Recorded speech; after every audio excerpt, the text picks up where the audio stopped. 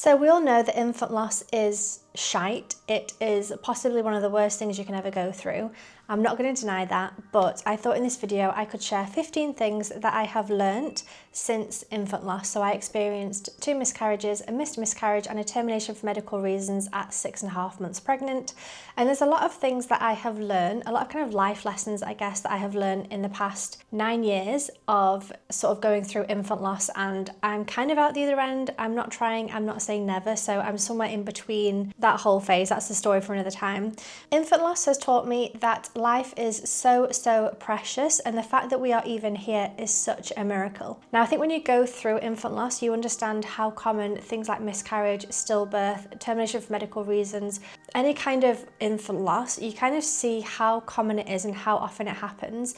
And I think that kind of puts things into perspective in terms of your own life. So the fact that we are here today, alive, well, living human beings is honestly a miracle. And so many things have to go right for you to be born. First of all, our parents had to be alive and well and be able to have children and get pregnant and have us, but also their parents and their parents, and there's so many generations that go back that had to survive everything they've ever been through for us to be able to be born. And I think that's such an interesting kind of way of looking at it. And I think once you kind of realize how precious life is and how special it is to have a baby be born, or essentially have miscarriages and have babies not be born, it makes you realize just how precious your own life is and how incredible it is that you are even on this planet and that you are alive.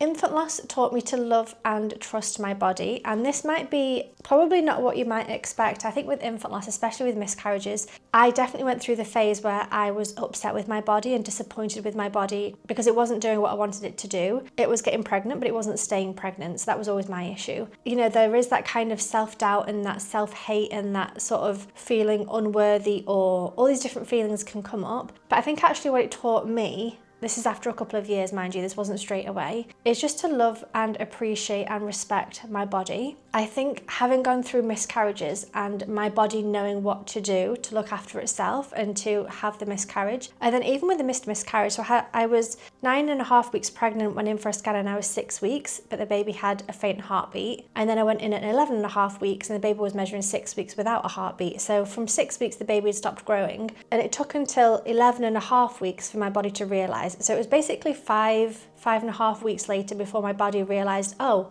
the baby has stopped growing, we can have a miscarriage. So, you know, I understand why people who go through infant loss, like miscarriages and missed miscarriages, they do blame their bodies, but actually it kind of taught me to love and respect my body, and like, wow, it's an incredible thing that it knows how to do that, and it knows how to look after me. It grew a baby for 6 months. Unfortunately, we did have the termination for medical reasons, but the fact that my body was growing a baby with a heart and lungs and bones and feet and fingers and all these different things is just mind-boggling. And even though I don't have any living children, I don't have any pregnancies that were successful the whole way, I still have so much love and respect for my body for doing what it did do in terms of growing a child for 6 months, but also looking after myself and to know how to miscarry, if that makes sense. And I know that's probably going to confuse some people with the way that I'm wording that and just the way that I kind of see my body now. But even in terms of like having a bit of a tummy, so I've put on weight these past couple of years, and like I really don't mind because this body it's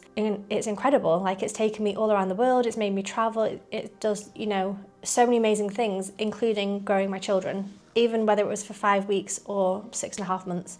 Infant loss taught me to not stay friends with people out of convenience or just because they're easy to be with. I think I've done this in the past, and I'm not the best person with friendships. I don't have many friends, and if I do, they kind of stick around for years. But I've been friends with people in the past out of convenience. Like, maybe they live close to me, maybe they are friends from work, maybe they just happen to be people that I met and then stayed friends with, versus actually having friendships that are meaningful and deep and supportive. And I think when you go through infant loss, you can realize kind of who's there for you and kind of who's not. And it's an interesting kind of evaluation, I guess. You know, there's friends that really step up and they will be there for you through thick and thin. They'll be on the phone all the time, helping you as much as they can. And there'll be other friends who maybe step away and they don't quite know how to deal with your grief, and maybe don't show up in the way that you want them to or expect them to. Yeah, I think infant loss is a good way to kind of weed out the bad friendships, which might sound bad, again, I don't know, but it kind of is what it is at this point. Like, yeah, I think since my infant losses, I'm a lot more conscious and intentional about who I spend time with and who I give my energy to. Infant loss taught me that life is unfair. And again, this one took me a little while to get my head around, but my miscarriages were not my fault. They didn't happen because I did something wrong, I didn't deserve it, I hadn't done something in a past life or whatever it is. There's all these different things that might play in your mind when you've been through infant loss, like what did I do to deserve this? Why me? Why is everybody else getting pregnant, having happy babies and I can't do that? I think infant loss has kind of taught me that life is unfair and shit things happen and it's kind of okay, and not to take things personally, because I think I took my infant losses really personally.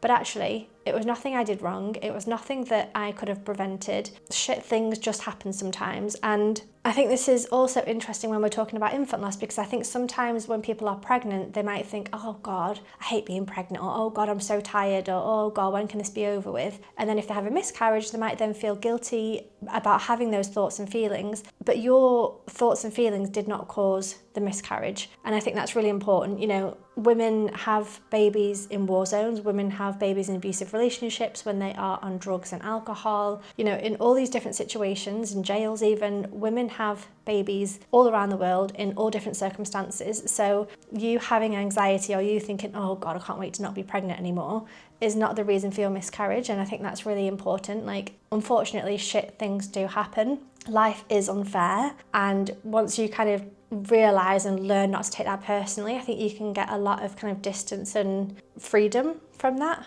Infant loss taught me that I can do hard things. And this is kind of an interesting one where I spoke to somebody recently, Carrie, and she was saying, you know, that was her motto. She had it kind of on posters and things like this, I can do hard things. And her friend told her, you can do hard things, but you don't have to do them forever.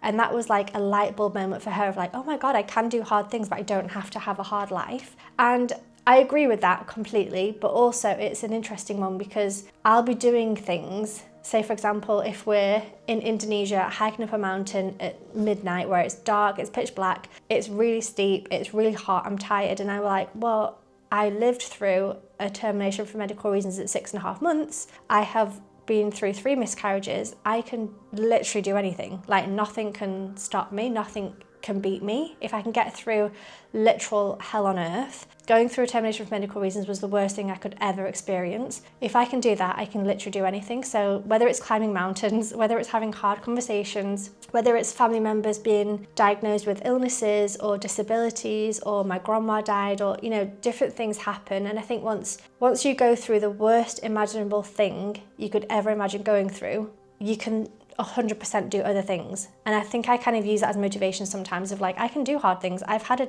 termination for medical reasons. I can do whatever this thing is, whatever the challenge is, I can do it because I've literally done the hardest thing that I never thought I'd be able to get through. I got through it. Infant loss taught me that no one knows how to grieve, no one knows how to heal, there is no rule book, there's no timeline. Grief does not act the same way for everybody, it's different for every single person. And I think that's really important because I think, you know, when me and my husband went through our infant losses, we grieved in completely different ways, and I didn't understand him and I don't think he understood me. And the more I talk to women about this topic, I think it keeps coming up time and time again that people's husbands or partners grieve very differently to how they grieve. And I think that's such a big lesson to learn in life in general, because then when you're grieving other things, maybe grandparents or siblings or parents or friends or whatever it is, anytime somebody else passes away, you then kind of have that realization that the way that I grieve is going to be different to how the next person grieves. And I think that's kind of a really important thing to understand. And also the fact that there's no rule book, like there's no one way to grieve, there's no right and wrong. If you want to do something and you're not hurting other people and you think it will help you with your grieving journey, do the thing. Like there's no right or wrong, there's no like this will work and this won't work, or it'll take 1 year and then you'll be better, or, you know, there's none of this. And I think that's kind of, I wish I'd known that at the beginning, because I was thinking, oh, I'll be sad for a couple of months and then I'll be all right. No, unfortunately that's not how it works. Infant loss taught me that the world and people in general are incredible, and well worth seeing, well worth kind of getting out of the rat race, getting out of the boring 9-to-5 job that you don't like, or the place where you grew up and you haven't really left. And this might be very specific to me and my sort of experiences, but the world is incredible. And I think when you go out and experience the world and travel and see different people, different cultures, different food, different landscapes, different animals, different cultures, different art, different architecture, there's just so much in the world to see and experience, and it's a really beautiful, incredible place. And I think when you start to have these experiences, you maybe start to notice how, maybe you start to get more gratitude and just appreciation for the life that you have, and the fact that you can see these things and do these things and meet these people. And the world honestly is incredible. I know after infant loss, people can feel down and sad and depressed and not want to be here anymore and not see the point in living, and just think that the whole world and everything is a big piece of shit. It feels like that. I've been there, trust me, I know. But travel has really opened my eyes and just made me fall in love with the world again, and just the fact that there is so much to see and do, and there's so much beauty out there. There's so many wonderful, incredible, amazing people, so many incredible, amazing things to see and do. And I think infant loss kind of gave me that perspective a little bit more. Infant loss taught me that human connection is so powerful. Telling stories, connecting with other people, and just having that real human connection is so important, and it's so healing. I think a lot of my healing started when I told people about my losses. We had a podcast and I shared the videos on my personal YouTube channel, and I think even though maybe my friends and family didn't watch those videos, I think just telling the story for so many hours, it was about 5 or 6 hours, and it just felt like such a huge weight had been lifted off me, just kind of having that story out there. And now with my Healing After Infant Loss YouTube channel, talking to people, sharing stories, sharing my story, I think every time I tell the story, the load just gets a little bit lighter. And I think I see it as well when I interview people, when I talk to people one-on-one, they tell their story and I feel just the weight being lifted, because they're talking to somebody who gets it, somebody who understands, somebody who is there for them, someone who's not going to judge them, someone who truly honestly gets it. And I think, human connection in things like this is just so vital. So if you can find somebody who you trust, who maybe has been through something similar, reach out to them, whether that's me or somebody else. You can find my contact details, either DM me on Instagram or TikTok, or you can email me. You can find that information. It's kind of on my website as well. But reach out to somebody and have conversations one-on-one where you're talking face to face or online, whatever it is. But I think there's so much to be said for human connection. I think it's really important and powerful. Just to quickly add on to that, I also think women coming together, when you get conscious women who are into yoga and woo-woo and spirituality and all that kind of thing.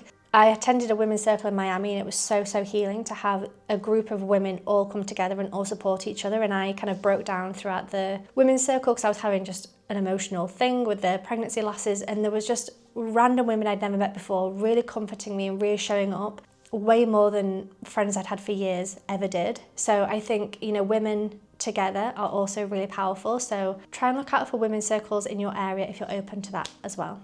Infant loss taught me to cherish the people around me, but also that it's okay to be selfish. Now, I think before pregnancy loss, me and my husband were living the normal life. We'd got married, bought an apartment, doing regular jobs, and then we had infant losses, and suddenly our world came crashing down. And it kind of taught us that we need to do things in our life that make us happy, even if friends and family maybe don't understand. And for us, that was traveling. So we went to Miami for 3.5 years. We have been traveling full time now for about 3 or 4 years. And for us, that was our way of healing, exploring, traveling, doing our own thing, and also being selfish. We're not having children, so how can we spend our time? Okay, well, we want to travel, we want to see the world.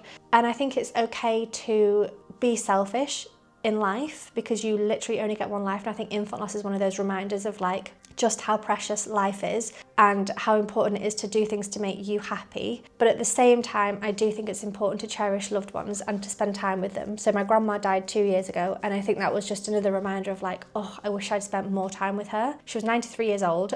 I've spent a lot of time with her, but still I wish I'd spent more time with her. And I think, this year I'm making a conscious decision to see my parents more often, because they're getting on a bit. It's their only life as well. They want to see their children, they want to see me. And so I'm learning at the moment, still in the process of how do I be selfish and live a life that I want to live and travel and explore and live in different countries and have an amazing, incredible life full of memories and stories. But also, how do I cherish the people that I care about, my friends and my family? How do I still spend time with them and get quality time with them and really cherish them and soak them all up before they also pass away? Because obviously that's, it's inevitable in life. We all do pass away at some point. So I think it's just a kind of balance between the two. And I think straight after infant loss, I went straight into the selfish side and didn't spend as much time with my family, whereas now I'm trying to find the balance where I am spending time with them but also doing what I want to do. So infant loss taught me that the phrase, if at first you don't succeed, try and try again, is bullshit. It's bullshit. You don't have to try and try again until you're successful. And I think that's what we're taught as children a lot of the time. With a maths equation, if you can't get it right, well, try again, try a different way of figuring it out, try again until you get the correct answer. And I think a lot of us are we have that mindset ingrained in us. And when it comes to infant loss, we then keep going, even though maybe the best thing to do is to stop. And it's okay to stop. It doesn't mean that you failed. It doesn't mean that you're bad or that you're wrong or that, it was a waste of time or whatever it is. It just means that the best thing for you to do is to not continue. And I think that's kind of really important as well, because I speak to women who go through, 2, 3, 4, 5, 6, 7, whatever infant losses and keep going. And they put themselves through the ringer, making themselves ill and tired financially. They're spending so much money and energy on this thing that is never guaranteed. You can do IVF, it's not guaranteed. You can do adoption, it's not guaranteed. You can do surrogacy, it's not guaranteed. You can keep trying naturally, it's not guaranteed. Nothing is guaranteed. And I think that kind of mindset of just keep going, do one more. It doesn't work with fertility, unfortunately, because you can keep going and keep going, and it can still not work. So I think, switching our mindset of you don't have to keep trying until you succeed. Sometimes the succeeding is saying, actually, I'm done. I'm going to live my life for me and I'm not going to have children. But I also think in terms of not children, but just in life in general, I do think that it's okay to, having this mindset of if at first you don't succeed, try and try again. But you don't have to keep trying. If something isn't working, you can change routes and change paths and try a different thing. And that can go for friendships, careers, partners, where you live. It can be, can apply to so many different areas of life, not just the infant loss. Infant loss taught me that people follow a path without questioning what path they are on and why they're doing it. And I think this happened to me and my husband. Like I said, we got married, we bought an apartment, we were trying for kids. We were kind of ticking the boxes that society, friends, family, everybody kind of expected of us without really stopping and thinking, is this something we want to do? And I have always wanted children. So for me, it was kind of a no-brainer of of course we're going to have children. I've always wanted children. But I think when you struggle with fertility, whether it's, not getting pregnant, having miscarriages, having stillbirths, having this, that and the other, you start to really question, is this something I really, really want? And how much am I going to do to get it? And it's kind of going back to the last point of you can stop. You don't have to keep going. And I think after infertility or after infant loss, you can kind of stop and question your life choices. I think a lot of people kind of get married, have kids and do the thing without really stopping and thinking about what they're doing, why they're doing it, who they're doing it for, if it's actually what they want to do. And then when making a child becomes harder, you really start to question, is this what I want to do? And I think that's kind of an interesting realization that a lot of people are kind of on a hamster wheel of life. They're just going through the motions without really realizing what they're doing. And then suddenly they're, 60 years old, retired. They've got kids, they've got grandkids, they've got the house, they've had the job for 30 years. But maybe they didn't do some of the other things that they wanted to do because they're just stuck on this is my path, this is what I'm doing, I'm not even going to question it. So I think that's kind of interesting as well. I found with myself and other people I've spoken to that when you go through infant loss, you do start to question your life choices and it becomes a really conscious, intentional decision as to whether you want to try again or not, and if you do, which route you go down. Infant loss taught me to be open about healing modalities and just have an open mind, an open heart about what might actually help me. When I moved to Miami, I started doing yoga, meditation, cacao ceremony, human connection events. I went to a women's circle. I did all these different things. And in my mind, I was I'm in Miami. I'm going to be a cute, yoga girl. I got rollerblades. I was doing that whole thing just because I literally thought it would be fun. I did not think that yoga and meditation would help with my healing journey. And it was only when I was doing the yoga poses that I would cry. In the middle of the class, there's 30 people. I was just the one in the middle crying my eyes out. Or in meditation, everybody else is sat nice and zen. And I would literally be fighting tears trying to keep my eyes open because I didn't want to feel, I didn't want to cry, I didn't understand what was going on. And it was only when I did my yoga teacher training a couple of years later that I realised that the yoga and the meditation and all these different things are actually ways to release trauma and to help with your healing journey. So I think, you know, had I known that in the beginning, I would have done that months beforehand. It wouldn't have been like a shock of like, oh my God, why am I crying in yoga? I would have just known. So that's kind of a message I want to spread, is to like be open to different healing modalities, and I think it's different for other people. I've tried therapy a couple of times, it didn't work for me. I'm actually seeing a therapist at the moment and she is fantastic. We've not started talking about the infant loss yet, but I think when we do, I think that's going to be incredible. So I used to say therapy wasn't for me. I think I just hadn't found the right person, and now I have. I think therapy is going to be fantastic. Again, journaling. I always said journaling wasn't for me, but since I've found this therapist and I feel safe enough to write my thoughts down and share that with her, journaling is really helping me as well. So it's interesting how things can change as well when, you know, a couple of years something doesn't work, and then a couple of years later, those things are actually working more than the things that helped previously. I think the other thing is that people heal in different ways. So like I said, I always said that therapy and journaling didn't help me, and what helped me was yoga, meditation and sound baths in particular. But maybe for you it's going to be tapping, maybe for you it's going to be time in nature, maybe it's going to be women's circles where we're, you know, collectively talking about things, maybe it's peer support, maybe it's therapy, maybe it's one-on-one peer support, maybe it's Reiki, maybe it's massage. There's so many different ways that people can heal, and I think trying lots of different ways and keeping your mind open to different options is a really great way to figure out what works for you. Because had I not moved to Miami and wanted to be a cute Miami girl with my rollerblades and do that whole thing, I wouldn't have started doing yoga and started processing the trauma and releasing the trauma, and then done the yoga teacher training and learned about all of that. So I think just be open to different healing modalities. Infant loss taught me that you can't control everything. Even through my pregnancies, I was taking the prenatal vitamins, I was going for the scans, I was eating healthy food, I was going for walks, I was sleeping well, I was doing all the things you're supposed to do, and I still experienced miscarriages. I still had a termination for medical reasons.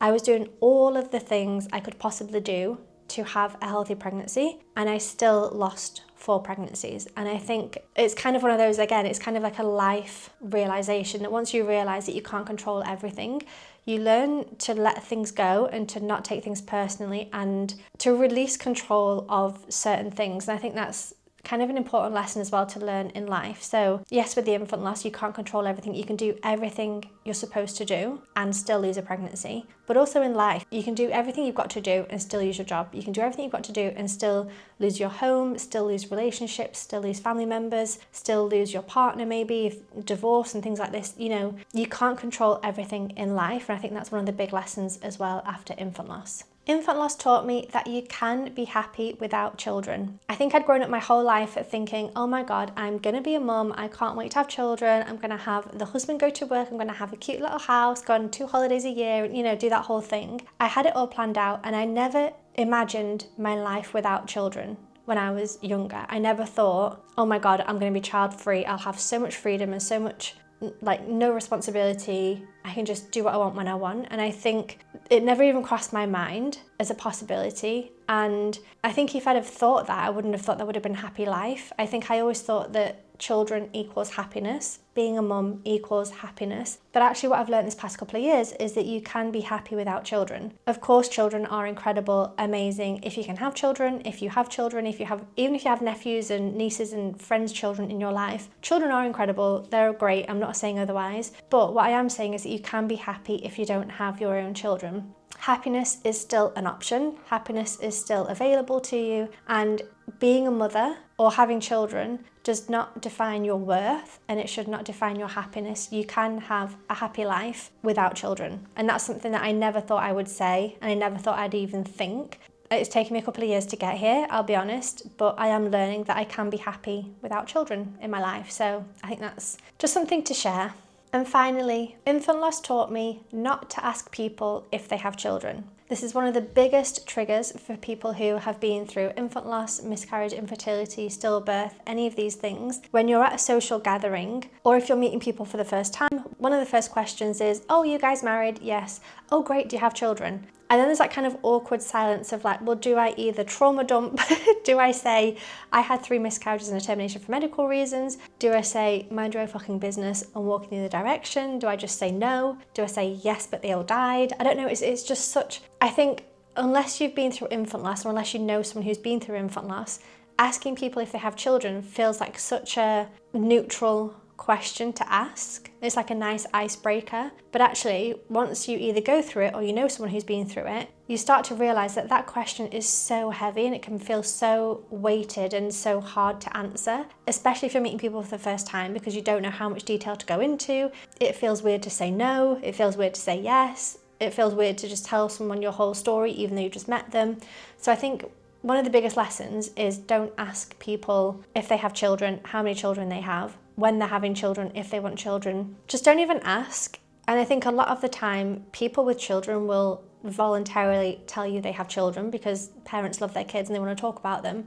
And it just kind of avoids that awkward question. So that's definitely something I've learned over the past couple of years, is not to ask people if and when they have children. So I hope you enjoyed this video. A lot of information in there, but that's 15 things that infant loss has taught me. Let me know in the comment section down below if I have missed anything, which one stood out to you, and I will see you in the next video. Bye.